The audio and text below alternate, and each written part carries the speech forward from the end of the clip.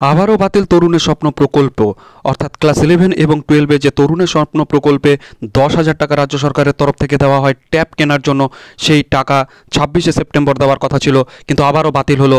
জানিয়ে রাখি, এর আগেও কিন্তু এই টাকা দেওয়ার কথা ছিল 5ই সেপ্টেম্বর, সেদিনও কিন্তু বদলে গেছিল তারিখ। তারপরে তারিখ ঘোষণা হয়েছিল 26শে সেপ্টেম্বর এই টাকা প্রত্যেক ছাত্রছাত্রীর ব্যাঙ্ক অ্যাকাউন্টে ঢুকে যাবে, কিন্তু আবারও সেই তারিখ বদলে গেল। এমনকি টাকা এবার বাতিলও হতে পারে। কেন টাকা বাতিল হতে পারে, এমনকি কোন কোন জেলায় এই টাকা অগ্রিম দেওয়া হয়ে গেছে, এমনকি যারা টাকা পাবে তাদের ব্যাংকে গিয়ে আজকেই এই কাজটি করে নিতে হবে, নইলে কিন্তু টাকা ঢুকবে না। কেন, আমরা বিস্তারিত জেনে নেব ভিডিওতে, চলো দেখে নিই। যেদিকেই তাকাবেন শুধুই দুর্নীতি আর দুর্নীতি। উচ্চ মাধ্যমিক পরীক্ষার্থীদের জন্য রাজ্য সরকার দেওয়া ট্যাবের টাকা নিয়েও তছরূপের অভিযোগ ওঠে। এবারও অভিযুক্ত সেই শাসক দলই, তার আবার জুড়ি হয়েছেন প্রধান শিক্ষক। ওই আর কি, চোরে চোরে মাসুতো ভাই যাকে বলে। দুর্নীতির এই দক্ষতা মাস্টারের কিভাবে পকেটে পড়েছেন দেখুন।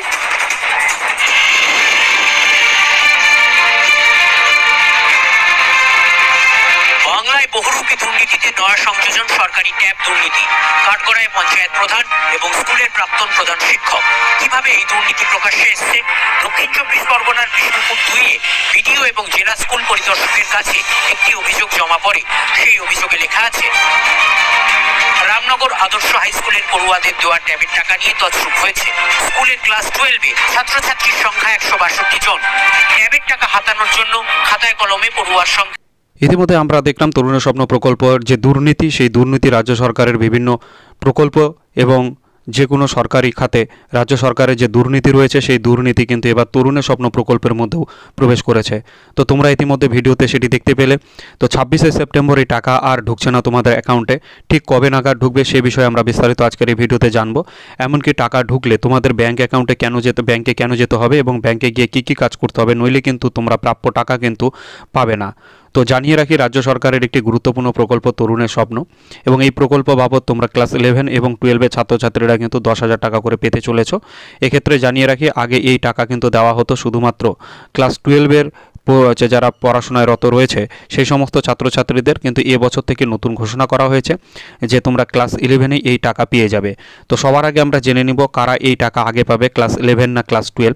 তো জানিয়ে রাখি, এই টাকা এই 2024-এ তরুণের স্বপ্ন প্রকল্পের টাকা কিন্তু ক্লাস 11 এবং ক্লাস 12-কে একসাথেই দেওয়া হবে। কিন্তু এবার আমরা আসব যে কোন কোন জেলায় টাকা দেওয়া হয়ে গেছে। অলরেডি কিন্তু মালদা এবং মুর্শিদাবাদ এবং মেদিনীপুর জেলার কিছু কিছু স্কুলে কিন্তু, অর্থাৎ অংশবিশেষ কিছু কিছু জায়গায় কিন্তু এই প্রকল্পের টাকা অনেক কিন্তু ছাত্রছাত্রী পেয়ে গেছে, এবং যারা পেয়েছে তারা ক্লাস 11-এরও ছাত্রছাত্রী যেমন রয়েছে, ঠিক তেমনি কিন্তু ক্লাস 12-এরও ছাত্রছাত্রী এই টাকা পেয়ে গেছে। তো 26শে সেপ্টেম্বর টাকা না ঢুকলে কবে ঢুকবে সে বিষয়ে এবার আমরা জানবো, এবং সবশেষে জানবো যে ব্যাংকে গিয়ে কেন যেতে হবে। ব্যাংকে না গেলে কিন্তু তোমরা যে টাকাটা কনফার্ম পাবে সেই টাকাটাও কিন্তু নাও পেতে পারো। তো আমরা প্রথম প্রশ্ন নিয়ে একটু আলোচনা করে নিই আগে, যে 26শে সেপ্টেম্বর কেন টাকা ঢুকবে না। তো তোমরা শুনলে যে 5ই সেপ্টেম্বর তোমাদের কিন্তু টাকা ঢোকার কথা ছিল, কিন্তু সেই টাকা কিন্তু আর ঢুকছে না। 5 তারিখে ঢুকেনি, তারপরে ঘোষণা করা হয়েছিল যে 26 তারিখে। তো তোমাদের এক্ষেত্রে জানিয়ে রাখি যে শিক্ষামন্ত্রী যে কথাটা বলেছিলেন সেখানে কিন্তু 26 তারিখ অর্থাৎ 26শে সেপ্টেম্বর কিন্তু তিনি বলেননি। তিনি ঠিক কী বলেছিলেন সেটা আমরা একবার দেখব যে তিনি সেই জায়গায় কি বলতে চেয়েছিলেন। তো এই টাকা তোমাদের 26শে সেপ্টেম্বর ডিরেক্টলি কিন্তু তিনি বলেননি। তিনি বলেছিলেন যে সেপ্টেম্বরের শেষ সপ্তাহ এবং অক্টোবরের প্রথম সপ্তাহের মধ্যে এই টাকা কিন্তু ঢুকবে। তো আমরা 26শে সেপ্টেম্বর ডেটটা এই কারণেই উঠে এসেছিল যে লাস্ট সপ্তাহের মিডিলের একটা ডেটকে ধরে নেওয়া হয়েছিল, যে 26 তারিখ মাঝামাঝি শেষ সপ্তাহের দিকে সেপ্টেম্বরের। তবে জানিয়ে রাখি 26শে সেপ্টেম্বর টাকা কতখানি ঢুকবে সে নিয়ে কিন্তু রাজ্য সরকারের তরফ থেকে এখনও কোনো কিন্তু সরকারিভাবে বিজ্ঞপ্তি কিন্তু প্রকাশ করা হয়নি, এটি মৌখিকভাবে রয়েছে।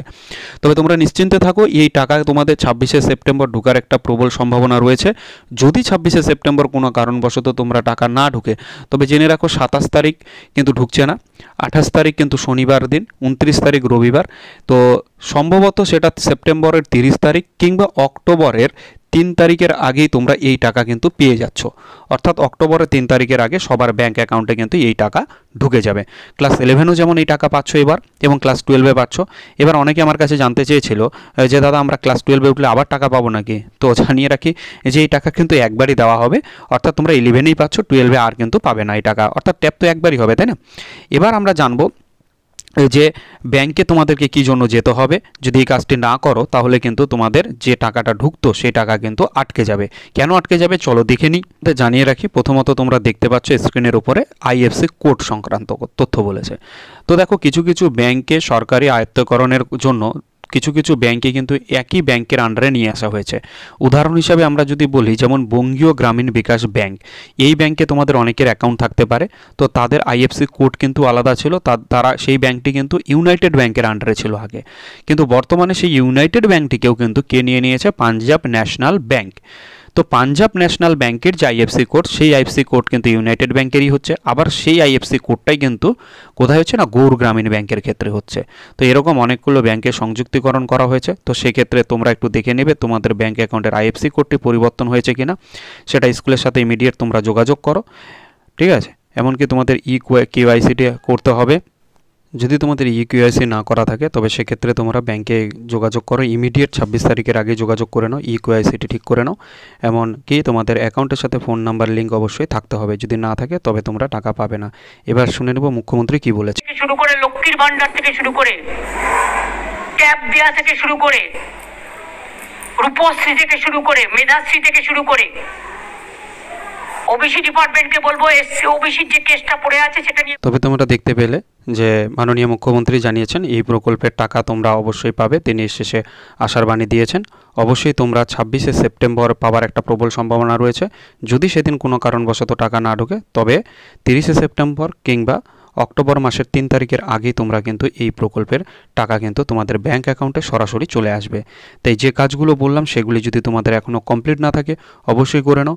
ভিডিওটি বেশি বেশি পরিমাণে তোমাদের বন্ধুবান্ধবীদের সাথে শেয়ার করো, যাতে এই প্রকল্পের সুবিধা সকলে নিতে পারে। ধন্যবাদ। লাইক, কমেন্ট এবং শেয়ার অবশ্যই।